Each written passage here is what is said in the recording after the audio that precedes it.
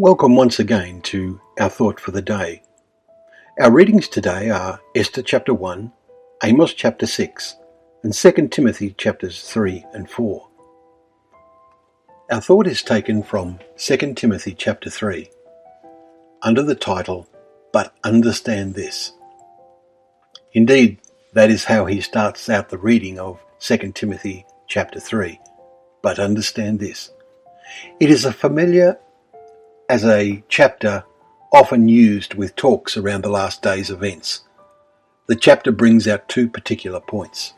First, the first verse says that there will be times of special stress when life is perilous, and this happens in the last days.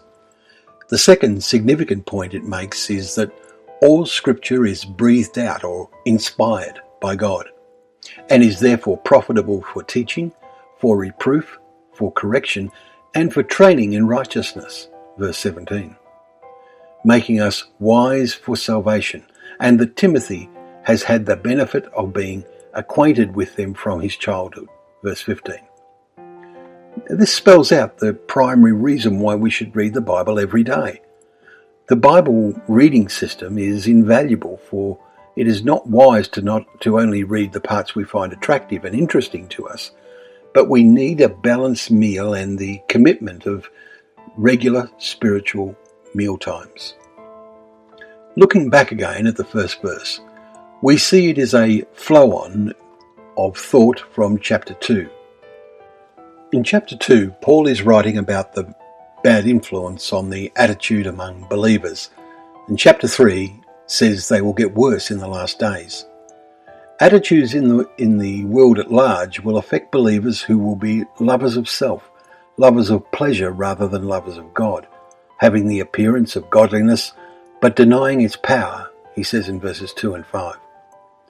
While we can point to evidence of this among the main churches and the bad press that they receive all too often, such as the Roman Catholic priests, it is vital that we realise that Paul is primarily addressing those who are trying to serve Christ. The warning, "the time is coming," is again put very frankly in chapter 4, a time when people will not endure sound teaching and turn away from listening to the truth, verses 3 and 4.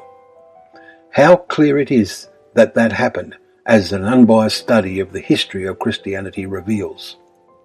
Finally, Paul is aware he is about to die, but how wonderfully he spells out his conviction of his future life in verses 7 and 8.